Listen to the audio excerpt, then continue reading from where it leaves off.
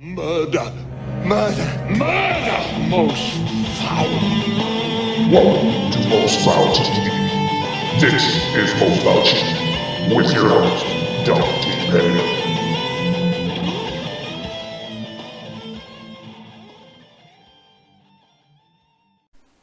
What's going on, YouTube? Thank you for joining me. This is Most Foul TV, and you are watching Most Foul Chief.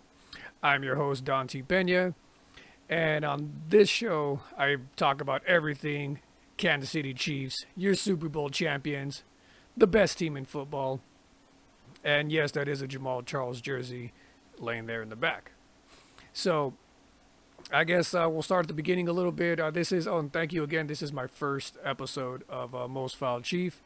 Hopefully there'll be many more to come, and just me talking about the Chiefs and pretty much anything I want when it comes to football. I'm a big football fan. The Chiefs are my team, obviously, and anybody who knows me, anybody that's on my Facebook or whatever, they know I'm always talking shit, especially when it comes to my football and my Chiefs. Give me a second. Sorry about that. And I've been wanting to make this channel for a while. I've been wanting to be able to talk about the Chiefs and just kind of have a little fun with it. So here we go. Now, keep in mind, I'm not a football analyst. I'm not one of these pro guys. I'm not going to give you fucking statistics. I might give you some statistics, but no more than, fucking ESPN or like that'll pull off of watching TV or, other YouTube channels or whatever. So, I never played college ball, so I'm not going to give you all these fucking technical details. Like, there's other channels and other guys that do that so much better. RGR Football's a great one. Shout out to a couple of those channels, and the Brit Chief. He has a great channel. Shout out to the Brit Chief. Shout out to Shaggy Shane. He's another Chiefs fan, another great channel. So here's my contribution to the world of YouTube and the Kansas City Chiefs in the Kingdom.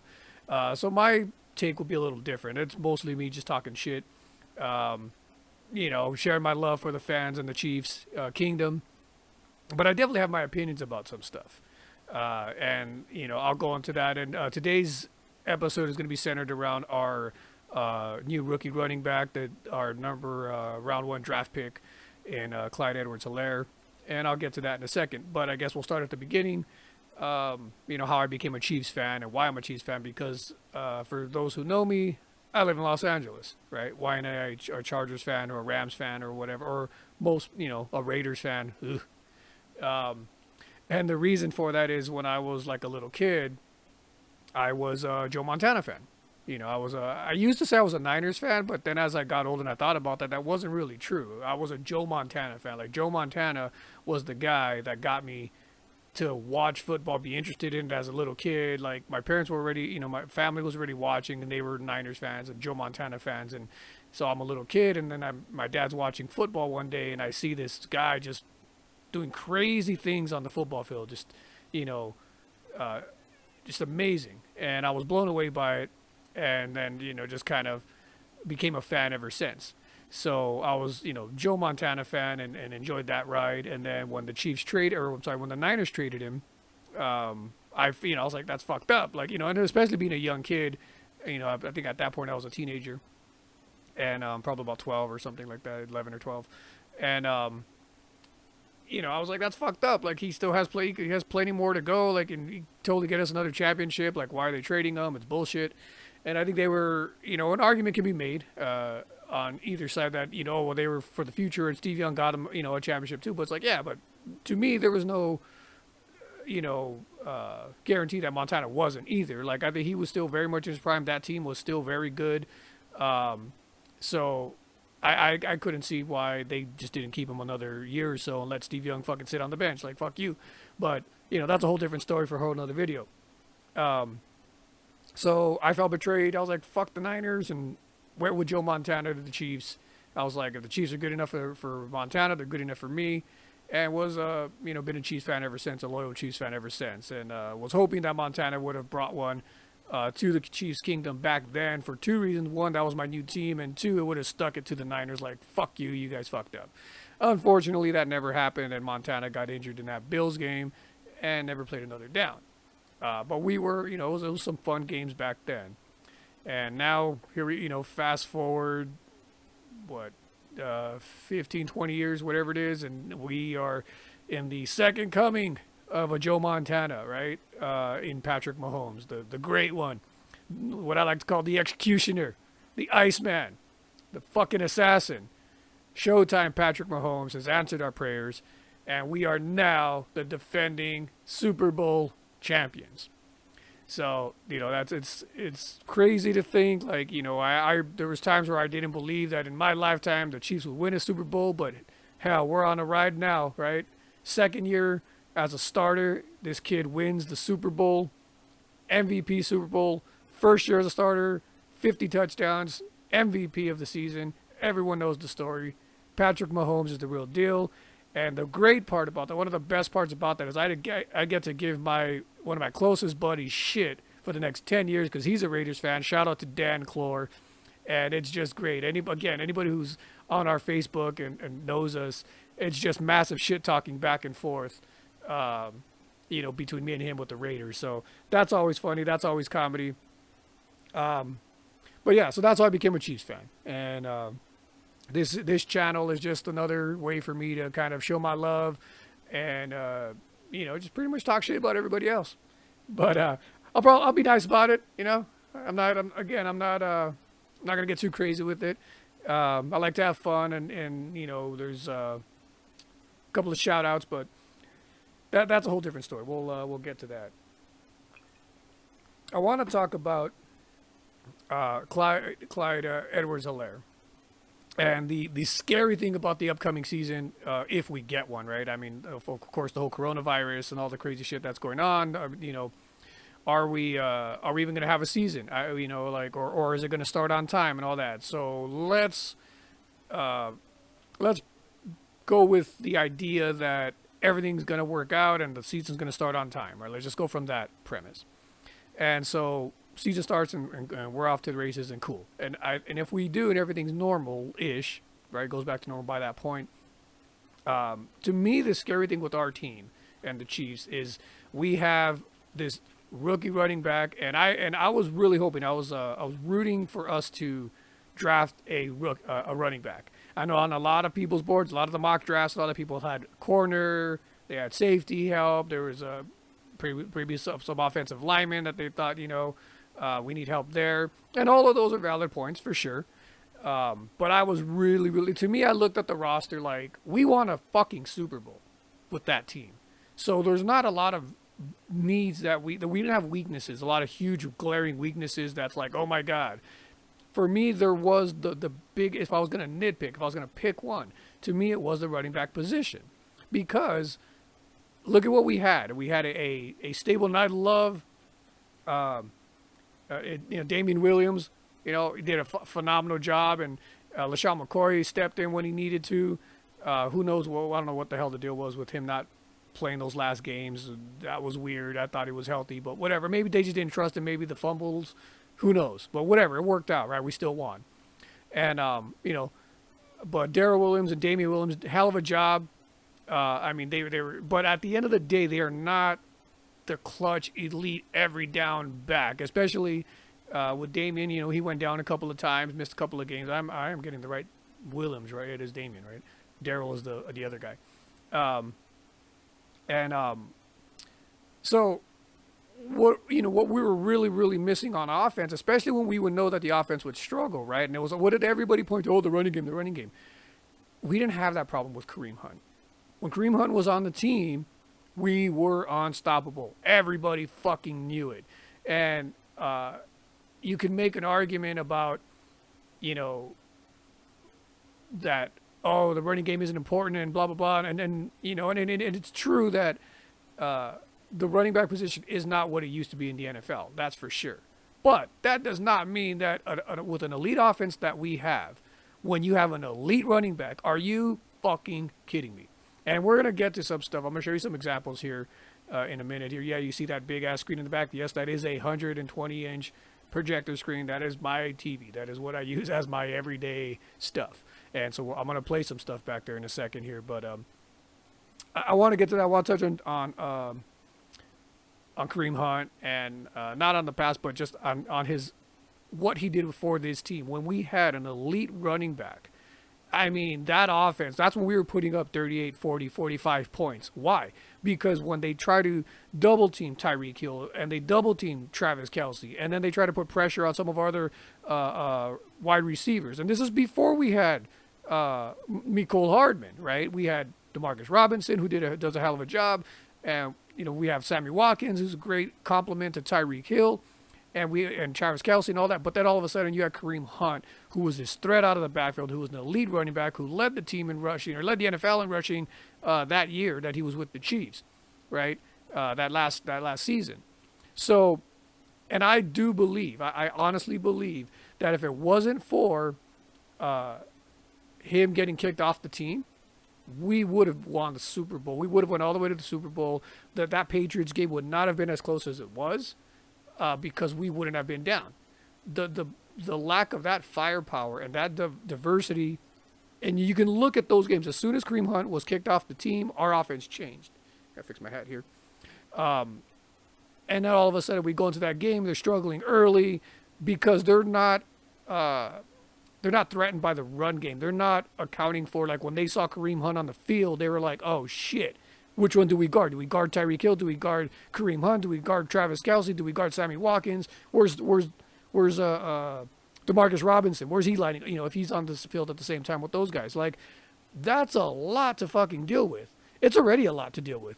But then now we went from that to, well, okay, they got running backs. So if they're gonna run it, we know we can kind of stack it. We're gonna stop these guys because no one on the running back field now is really a huge, like, home run threat. They knew that. Whereas all the wide receivers were all a threat, home run threat. Travis Kelce's a home run threat. So, but they knew they can zero in on that. We did a hell of a job of adjusting this following season. It was running back by committee. All those running backs did great, but we still didn't have that elite guy, right? So here comes the draft. And I was like, well, shit, if no one else needs the number one running back, the elite running back, everyone has other needs. Every 31 other teams had other needs, right? And when they were saying there was a really, really good chance that we could have got one of the best running backs or the best running back, in the draft, I'm like, how do you not take that? Of course you do. Of course you do. And now the funny thing is, I did not know or wasn't really thinking about Clyde Edwards-Helaire. I was thinking about DeAndre Swift, right? Because that was the talk. That was on everybody's mind. That was what it was. DeAndre Swift. He was the guy. He was the number one running back on a lot of people's boards. And I'm not a big college guy. I don't watch a lot of college football. I actually just recently started getting into college football, maybe like 3 seasons ago. And even then, I don't follow it as closely as I do to the NFL. Like, I try to. My team's UCLA, and very funny reason for that. When I decided to finally get into college football, I was like, fuck it, I'll pick an LA team. I don't root for any LA team in any of the other sports that I watch. Really, it's MMA, it's basketball, it's football. I don't watch baseball, I don't watch hockey. So I was like, oh, fuck it, I'll pick a LA team for my college team. And I was gonna go with the popular choice in USC. Until I found out that my boy, Mr. Dan Clore, who I mentioned earlier, is a USC fan. So I was like, well, shit, I can't pick USC. That's unnatural. Me and him can't fucking root for the same team. That can't happen. So their rival, of course, is the UCLA Bruins. So obvious choice, yeah, I'll root for the Bruins. And I know they suck. I know they're not like one of the elite top football programs, but hey, it is what it is. I get to root for the Super Bowl champion. So you can't be a champion fan for every fucking team you root for, right? So the only time, I really watch college, like I said, maybe a couple of seasons ago, I started watching it, but again, I don't pay attention to it as much. I'll try to catch a game when I can. I'll keep up a little bit on the stats. Josh Rosen, the year that comeback, I think it's the second biggest comeback in NCAA history. I forget what team they were playing. But he came back. It was his final year with UCLA, and they were down 37-3. It was fucking amazing, great game. Josh Rosen, that's a whole nother thing. I can make a video on that later, but I think he's getting a raw deal. with all the shit he's gone through. He's a great quarterback. They need to give him a chance. But beyond that, so the only time I really paid attention to college and ball and all that was when the combine would come around, the draft would come around. I started like looking at the stats. I started looking at highlights and who's draft boards and all that, just to see, okay, well, who are the Chiefs interested in? You know, who do we got? And obviously, a couple of years ago, it was always corners because we needed corner help after Marcus Peters was gone. Another, thing I thought was stupid, but whatever. So I would try to pay attention. Obviously, when we had a quarterback situation, I'm like, oh, I was one of the dummies. I was like, Geno Smith, because I believed that bullshit. Luckily, we dodged that bullet. Thank God for Brett Veach. And shout out to Alex Smith. That's a whole. I can make another video. He's a great quarterback. He did a hell of a job for us. So that was really the only time I paid attention to college, and so even less so this season because we were winning. I wasn't really, motivated to look at who the prospects coming up. Because fuck, we were winning. We don't need help. Especially after we won the Super Bowl, I was even more disinterested in like the draft. It's those losing seasons where you're really paying attention to them, right? So when I started looking at the prospects, and to me it was a running back, I'm like, well, who are the top running backs? And then it was DeAndre Swift, obviously Clyde Edwards-Helaire. I forget what a couple of the other guys' names were. So I'm watching the draft, and then they announced the name, and it was Clyde Edwards-Helaire. And I'm like, what? I'm like, who? I'm like, oh my! At first I was like, oh fuck yeah, all right, cool, we did get a running back, but I didn't really know who he was. I didn't do that much, like film study on Clyde Edwards-Helaire. And then when they do the stats and they talk, I was like, oh, he's the fucking national champion. He's the guy from LSU. Fuck yeah. Like, I'll take that. I'll take that all day. Then when I started actually looking into it, that's when you find out that, yeah, they had, him and DeAndre Swift, they were kind of neck and neck, back and forth on different draft boards as who was the number one running back in the draft. And that brings me to my next point. I've heard a bunch of Chiefs fans and experts or bloggers or whatever you want to fucking call them. And some I like, I'm fans of all of them, but I definitely disagree with some of the opinions that people are saying that that it's a waste of a pick to draft a running back in the first round, that value wise, right? And I'm like, and I understand why. I get it. Again, with today's new NFL, with the way the contracts work, you got a rookie on a 4-year contract. Obviously, if you drafted in the first round, you get that 5th-year option. And most running backs nowadays in today's NFL, by their 4th, 5th year, they're almost done. I mean, they're so beat up. They're kind of unlike other positions, like they say, like a quarterback position, like some defensive positions, and where by the 3rd, 4th year you might be coming into your own. Like that player's really starting to learn the NFL, and now you're getting value for them, and you could give them an extension and get them for another 4 years, and you got that guy in the first round and you got 8 years out of him, right? And that's all fine and dandy, and that's awesome. But to me, we're drafting at 32. And so you're telling me that you have an opportunity to draft, let's say, a lineman, an offensive lineman who's not the 2nd best, not the 3rd best, not the 4th best, probably not even the 5th best player in that position at 32 when we're drafting at, right? We didn't move up. We're drafting 32 overall, round 1. So maybe you get a top 10 offensive lineman. There's definitely maybe a top 5 corner or safety if you're going defense, or if you're looking at a linebacker, Again, not a top 3, not a top 4, not a top 5. Outside of the top 5 at 32, what are you getting out of those positions that other people are saying, oh, we should have drafted a better value pick? Well, here's the thing. You have all of those other positions that all of those elite players are gone, all onto other teams, and you're like, yeah, there's more value in a safety or in a corner or a linebacker. And the guy's ranked 6th, 7th, 8th, 9th in his position.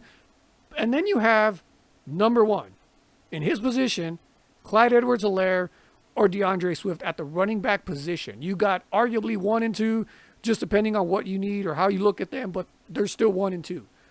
1 and 2. And to me, the only difference was, and I thought the Chiefs made the right pick because again, I don't do the research. I'm not a what do they call them, talent scout, right? But if I was looking at it, to me, the obvious choice is like you got two very very similar players. They both can catch out of the backfield. They're both very fast. There's a couple of key differences that I'll get into, but they're very durable. And then you have one guy in Clyde Edwards-Helaire who a lot of people believe is a every down back. And then you got DeAndre Swift, who is what a lot of people say is a third down back, like that clutch player. And that's fine. I like an every down back. I also like a national champion because what that tells me is this guy's played at the highest level at the time and showed out and didn't let the pressure get to him, had a hell of a game, and understands and knows what it's like to be a champion and prepare that way. And here he comes to the Super Bowl champions. Awesome. I will take that every day. I thought they were going to go with DeAndre Swift simply because of the Georgia connection. We've drafted, for whatever reason, a lot of Georgia players over the years. A lot of them. So I just thought, well, they're probably going to go with DeAndre Swift because they like Georgia. You know, the Georgia Bulldogs. We've drafted a lot of players from that school. I don't know if there's a personal connection between Brett Veach or the organization, but if you look at the history, we've drafted a lot of guys out of that school. So I thought that's where they were going to go there, and I am more than happy that they went with Clyde Edwards-Helaire. It makes sense. An every down back, a national champion, and I love the fact that they are comparing him to the very jersey that I am wearing today in one of my second favorite running back of all time for the Chiefs in Priest motherfucking Holmes. Priest Holmes. My number one running back, favorite player is Jamal Charles back there. Probably going to be taken over by Patrick Mahomes, though. I mean, to be honest, I think he'll be everybody's favorite player when it's all said and done. But that was my take with Clyde Edwards-Helaire, the Clydesdale. Shout out to Kyle Brand from Good Morning Football because he said that a couple of weeks ago on air. I thought that was a perfect name. I thought that was a great nickname for Clyde Edwards-Helaire, the Clydesdale. I like that. So I'm going to continue to call him that. Hopefully it catches on. And I ain't taking credit for that. That's all Good Morning Football, man. But like I said, I wanted to show you guys something. And I have the volume off because I don't know what the fucking YouTube, regulations and bullshit is. But I want to go to my point about what I was saying about the difference of gameplay that we had with Kareem Hunt. I was going to say Jamal Charles, sorry. With Kareem Hunt. And so I want to take a look at 2018. It was, I believe, week 7 out. Whenever the fuck we played the Bengals. And I got it queued up here in a second. We were down at the 5-yard line of our own end zone. And it's like a 95-yard drive going down the field. We got like 20 yards in the first shot with a pass to Tyreek Hill, and then it was like the Kareem Hunt show. So I want to take a look at that. I want you guys to see it. You can see a little bit of it in the back, on the screen there.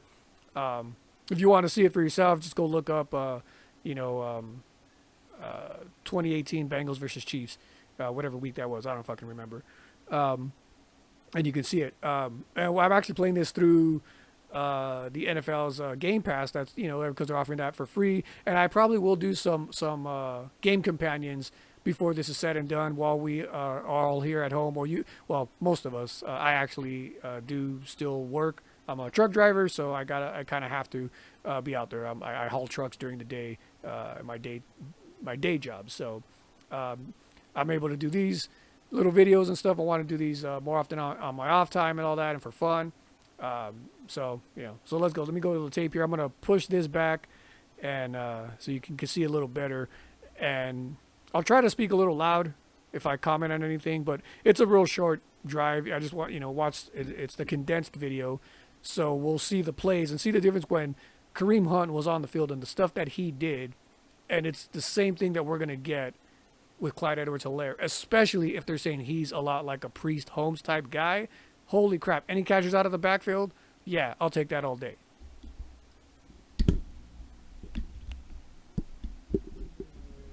That's in the way. Put that down. There we go. All right, give me a second.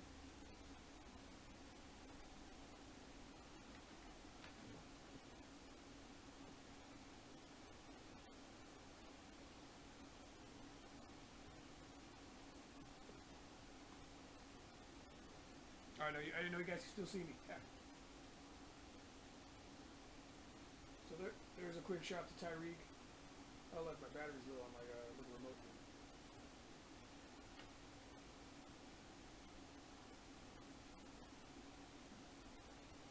I think that was D-Rob, yeah. So I think after the D-Rob play, hopefully you can still hear me. I'm pretty sure you probably could. I think now this is where Kareem Hunt kind of takes over. So there's Kareem Hunt, bam, first down, already across the 50-yard line. You think we're not going to get that with Clyde Edwards-Helaire? Are you kidding me?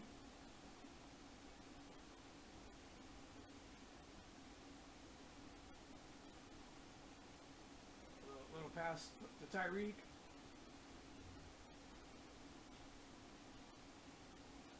There's a great play. I think it's this one here.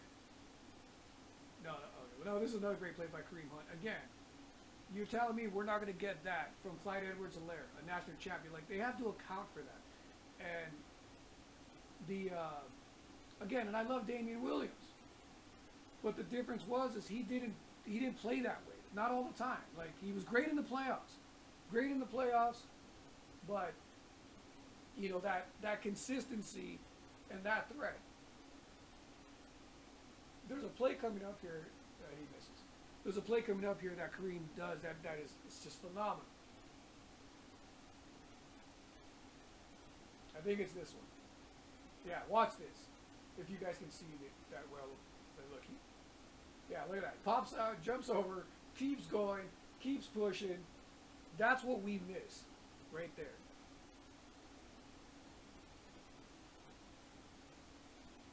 And I'm so looking forward to getting that back. And if Clyde Edwards-Helaire, look at this, gets spinned around, doesn't go down, keeps coming.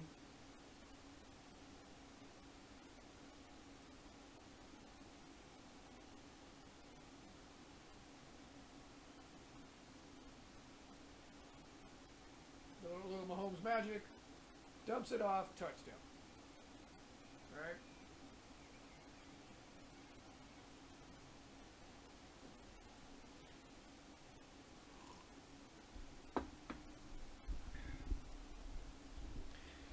All right, gotta set this all back up. Hopefully, you guys can still hear me pretty well. But that's what I'm talking about. You see that? I mean, we missed that. And again, I mean, it's what do they call it? Uptown problems, right? It's uptown problems for sure. Like, I mean, we have no reason to bitch. We got a hell of a team, no matter what. And we have a Super Bowl championship team. Everybody's coming back.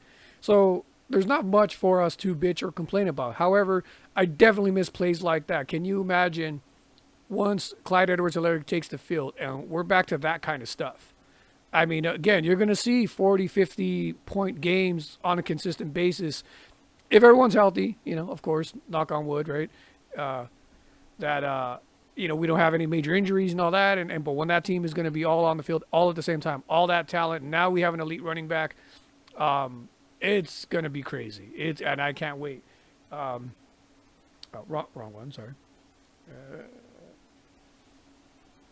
And so, with that said, let's take a look at the Clydesdale and see how he compares in his, you know, his gameplay to what we just saw, right?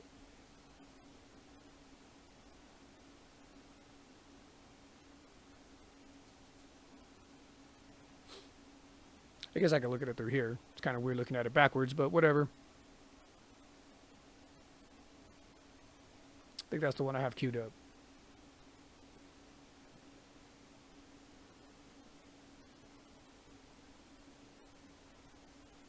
Here we go.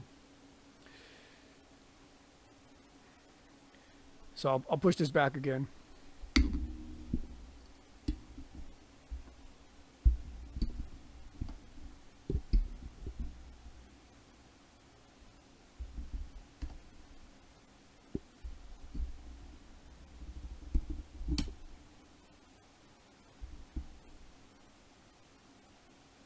I mean, look at this kid.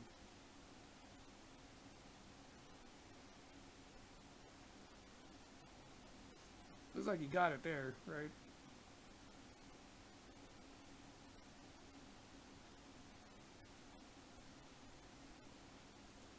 Oh, where did that look familiar? Let's go back to that. Let's go back to that. Didn't that look familiar? What did I just say? What did we talk about, right? Right there.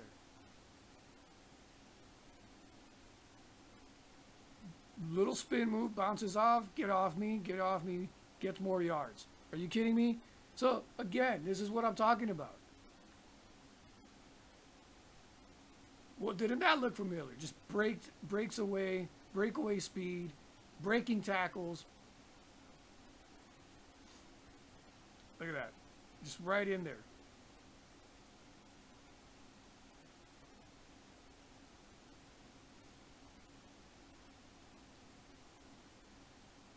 Again, look at that. Beautiful awareness. Just, and I love Damien. Damien did a great job. But it's that patience, that vision that this kid has, like Kareem Hunt used to, or I guess still does, just not for us, right? And he's able to do those things. So yeah, I'm just gonna let that play.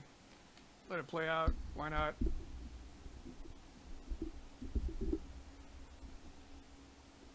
Put this back here. Try to get my get my bearings back here. Sorry, guys. But that's what I'm talking about, man. That kind of stuff.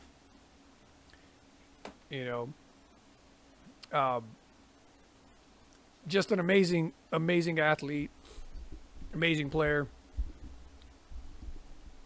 Sorry. It's a problem when you move shit around. You gotta try to get it back to normal.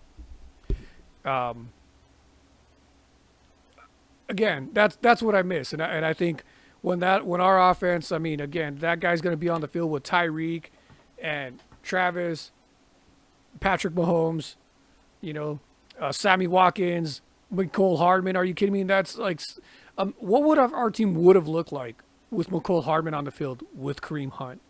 I mean, just insane to think about, and we're gonna get to see that. I'm trying to get this back to where I had it. Sorry, guys. Sorry for all the goofiness. Hey, it's episode 1. What do you expect? Eventually, I'll probably move this out. I might prop it up that way, so maybe it kind of does this. But I have a weird setup here. So yeah, but I'm excited, man. Clyde Edwards-Helaire, the Clydesdale. We'll see what what that does and how unstoppable our team's going to be. And I definitely believe, I truly do believe we are going to go back to the Super Bowl. I do believe we're going to repeat. It's not like, this isn't like the NFL, I know, or sorry, the NBA. It's not as easy. Like the NBA, you get repeats kind of all the time. But if any team's going to do it, if any team is built to do it, it's definitely the Chiefs. So, can't wait. Hopefully the season starts on time. Hopefully there's not a lot of, craziness, especially for us. I'm really hoping it starts on time because the Chiefs play the Chargers here in LA, I think week 3 this season. So, hell yeah, I want to go to that game. And hopefully everything is normal and we actually get a chance to.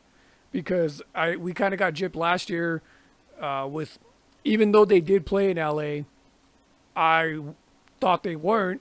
And then by the time the change happened and all that, with, the whole Mexico City thing and all the craziness that happened over there, it was too late for me to go. So, but I did still get to see them because I flew to Chicago. Shout out to my best friend Anna and her family out there because she's a Bears fan. And I flew out over there to go visit them and catch the Chiefs game, and that was a hell of an experience. That was awesome. Of course, we destroyed them, which was even more awesome. But, I mean, we destroyed everybody last year, so, what do you expect? But, yeah, so definitely excited for this season. Can't wait. I think we're going to repeat. I believe we will go 13-3. That is my prediction. Maybe, 14-2, possibly 13-3 if they rest all the starters in that last game. But I think for the most part, I think we're going to be 14-2, And then the only that third loss would probably be if they just decide, fuck it, sit everybody down week 17 and get ready for the playoffs. I think we're that strong. With this defense, are you kidding me? Defense, now we have a legit defense. I mean, I can make fucking videos of horrible letdowns, and I've been calling for Bob Sutton's head for like 4 years before they fucking fired him. The game I knew that he needed to go, the year I knew he needed to go, was the Pittsburgh Steelers playoff. That year, I think that was Alex Smith's second year, right? And he took us to the playoffs, and we were kicking the shit out of him. I mean, Alex Smith went off, and again, I wish I'd have the stats, and I mean, I guess I could have did that ahead of time, but Alex Smith, if I remember correctly, went off that game. Had something like 400 yards and like 4 touchdowns. Everybody was like, Alex Smith can't throw deep. And he was throwing all over the fucking field. And we still lost. You know why we lost? Because Bob Sutton's an idiot. And, couldn't fight his way out of a fucking paper bag. Like, it was pathetic. We lost on field goals. Field goals. 4 touchdowns. Your quarterback throws for 400 yards and 4 touchdowns. Something insane like that. And your team loses because the other team, all they had to do was kick field goals. All they had to do was get to like the 40-yard line, 45-yard line, 30-yard line, because your defense was that bad, couldn't stop a nosebleed, and they just kicked field goals. And it's like, fuck it, stop them a couple, just stop the Chiefs a few times, just keep kicking field goals, because every drive we're going to score with at least 3. They had to work harder for it, but at the end of the day, and then we lose. And I'm like, Bob Sutton needs to fucking go. You got to go. You keep doing the same dumb shit. And then he dicked us for like 3 more seasons. It was horrible. There's my dog. Oh, and yes, that is a Patrick Mahomes rookie card that you're seeing in the background there. So try to get the glare out. There we go. Get the glare out of that. That is a Patrick Mahomes rookie card. I got that at Frankensons, which is a like comic book convention, science fiction convention here in LA that we have. It's open like every weekend. It's fucking awesome. So that's it, guys. That's it for this video. I just wanted to talk about Clyde Edwards-Helaire, and my thoughts on the draft. I haven't done too much research on the other draft picks. I think they're all good. I mean, I've seen highlights of them. Congratulations to all of them. That's awesome. I can't wait. Let's see however many of them stay on the team. And then, man, we're just going to go forward from there. Hopefully, again, the season starts on time and there's no big issues. But I will be doing before probably some more videos, probably do a game companion. I was thinking, I don't know, might just do the whole season. I don't know. That's a lot of games, a lot of hours. Where we'll just put on the game and just watch it and compliment or comment on it as we go here. Or I might just pick a few. I don't know. We might do a couple of condensed games. I might do full games like the Raider game. I'll probably definitely do that. That'll definitely be a game companion. And I'll probably do the same thing. I'll probably just have it on back there. And then probably sit here and watch it with you like this. And just watch the game. And we'll watch it together and we'll just talk shit. Definitely the Raider games I'll probably watch. We might go in the past and watch the historic Rams game where, we both scored 50 points. Even though we lost, so we'll see. I will let you guys know. Thank you for watching again. This was Most Foul Chief. I am your host, Don T. Pena, and I'll see you guys next time.